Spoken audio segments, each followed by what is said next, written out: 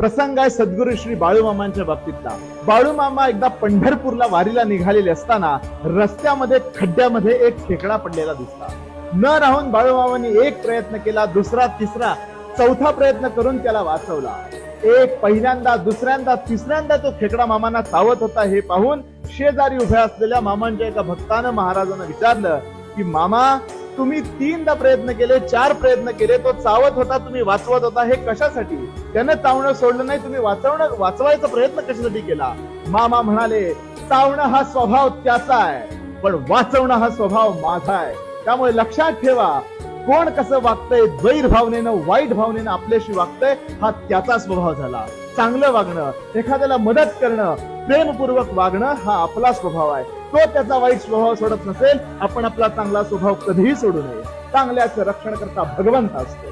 Shri Swami Samarth.